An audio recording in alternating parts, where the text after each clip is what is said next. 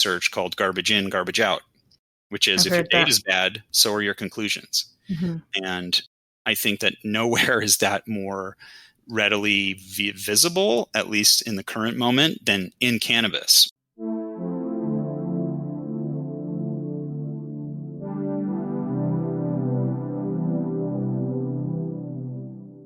There's a lot of stigma that surrounds a lot of the policy making, I think, still. Even in a place like Maine, which had, as you said, very early on policy from the late 90s, 99, you said? 99 was when the caregiver program, I believe, began operating. It was passed in 98. So it was the second state after California, right? I believe so, yep. Wow. So they've really got some different culture out there, I guess. And I think that it's really important as states start to legalize that each state does it in its own way with an eye towards its own communities. Mm-hmm. And, since Maine is such a heavy farming community, I'm going to bet that a lot of the other farming heavy states, when it eventually legalizes, they're going to look to how Maine did it to try and put their farmers first. But I mean, obviously it takes a lot of lobbying from folks like you and other farmers who are interested in these kinds of agricultural paths forward. But it seems like this is an industry that is ripe to become big ag really, really quickly, and just sort of stump out the farmers, And that ties neatly backwards or back into sort of why I think Maine should be a national model and why these other state models should be discarded.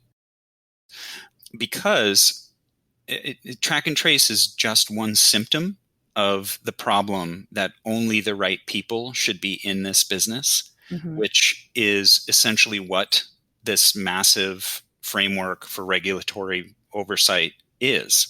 It says, well, only the people who can thread this needle, only people who can afford to pay $25,000 in a single purchase to get labels that are, kind of absurdly shaped and fit awkwardly, and then can afford to have that label mandate change in the middle of the year and then have 2 months to shift over all of their packaging to this new ridiculous wording that now doesn't just say that, pregnant women shouldn't use cannabis, but also some other added line about the dangers of, you know what I mean? Like there's just this snowball. And we've seen that snowball in every single state where you begin with a slightly more relaxed approach, and then the industry just lobbies and lobbies and lobbies and lobbies and introduces new legislation, new bills, and they use drug war propaganda reframed in a commercial setting to convince these legislatures, who are often very poorly informed, certainly not by and large knowledgeable about cannabis. Most people aren't knowledgeable about cannabis, so they can be forgiven, but they're themselves a product of the drug war.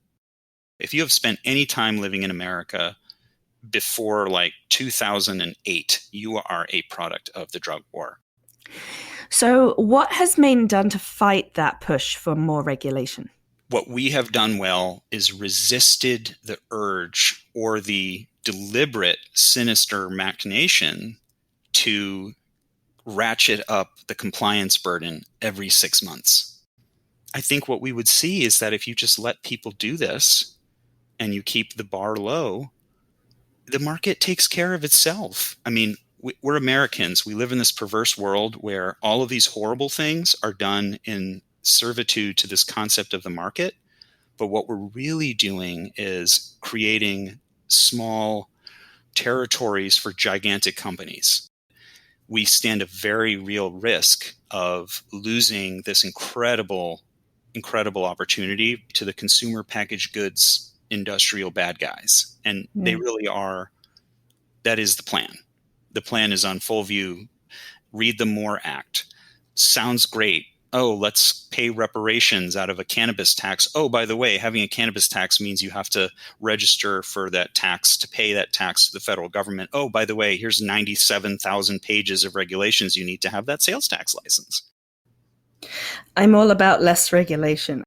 I love the idea of not having so much regulation on something that's an agricultural product, that's a medicinal product, that we should be allowed to grow in our backyard. Like I can grow basil and take it to the local market and pay $16 for a table and sell it there. I love that concept. I want to switch gears a little bit and ask you about what is available in Maine, because it's not only available to Maine medical marijuana users, it's also Mm. open to Massachusetts, right? You guys have Yep. like a reciprocal rule there where you'll take Massachusetts medical cards. Yeah. Maine does have one of the broadest laws around reciprocity. You point out something that's very relevant, and that's that Massachusetts consumers are accessing Maine's medical market in very large numbers. Mm-hmm. And I'm a Mainer. I'm a patient here. I grew up around very high quality cannabis, knowing a lot of really great cultivators and people who are kind of involved. But a new person coming to the Maine market will probably be blown away, not just by the price of a product. So let's take an eighth of middle of the road, good cannabis, Mm-hmm. which of course is impossible to define, but for the purposes of this conversation, the average price for that in Maine is $25 to $35 Come on. Oh my goodness. Are you kidding pre-tax, me? pre-tax, and then the tax rate on that is 5.5%. So in Massachusetts, it would be 50 to $60 for that same eighth. Correct. And now Wow. the second part of this, which blows people away even more, is that the product here in Maine will be of far, far higher quality I've for heard that that. price.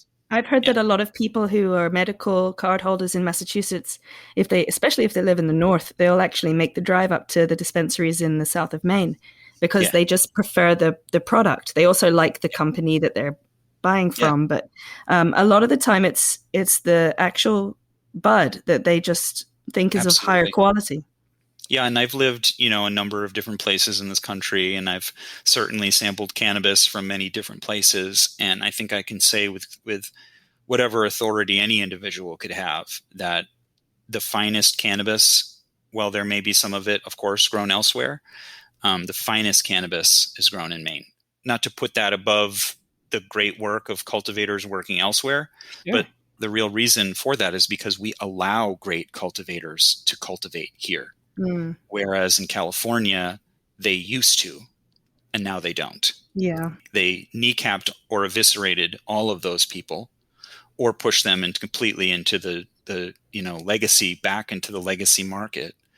And the kind of reputation that California used to enjoy as this amazing place is really now only reserved for the legacy market. The legal Mhm. market, I don't know if you've sampled the products, but it's embarrassing, I've frankly, the level of I've quality tried there.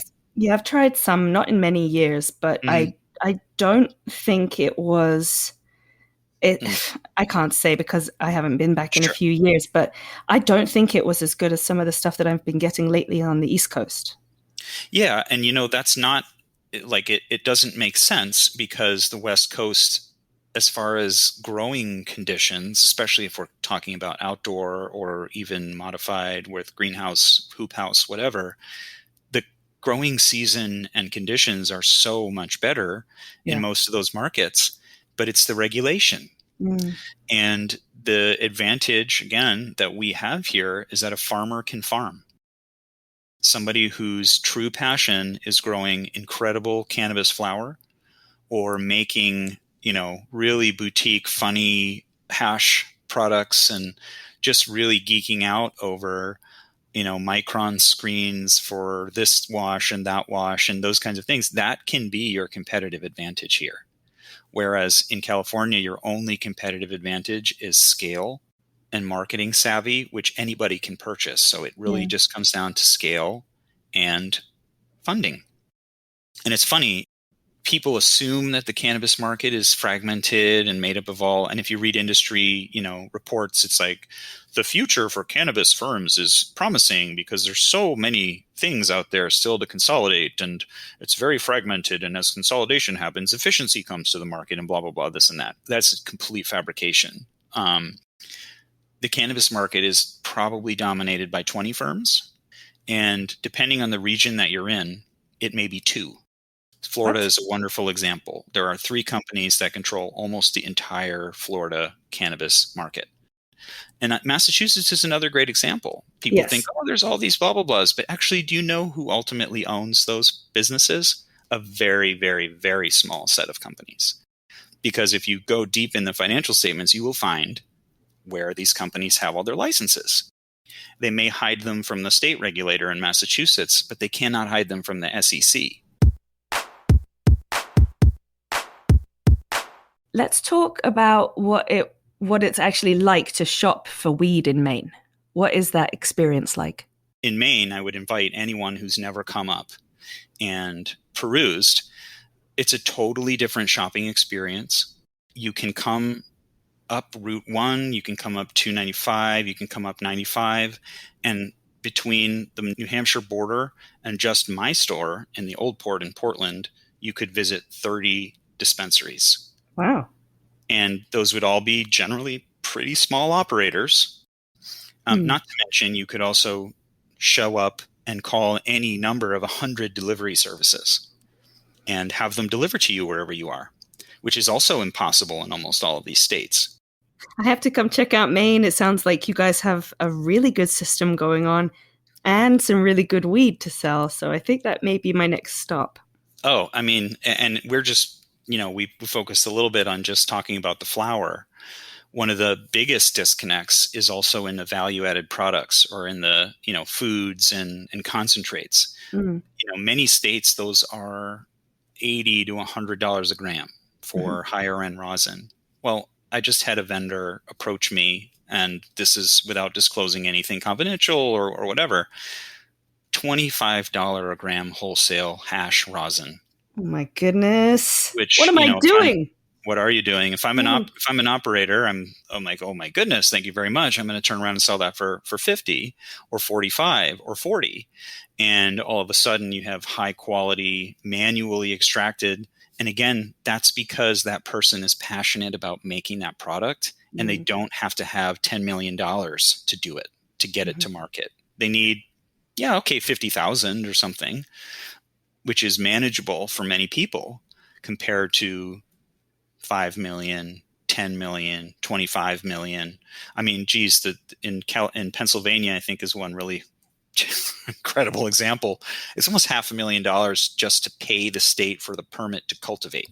Yeah. In this state, granted, it's not an unlimited license. It's only 30 plants or 500 square feet, but it costs a few $1,000s.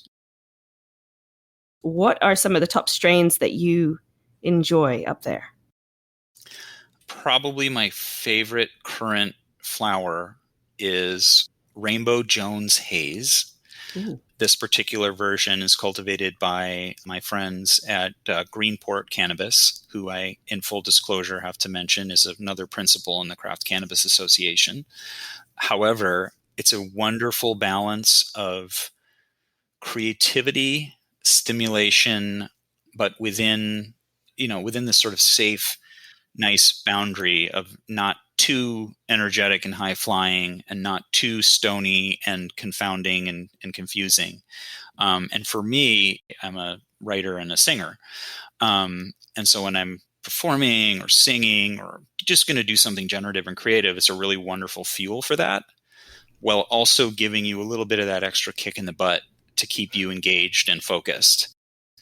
I also would call out 2 strains from A Light for Health, who is this wonderful craft cultivator, master gardener, biodynamic, truly sustainable cultivator who does a lot of outdoor and sun grown, also does indoor because it's Maine.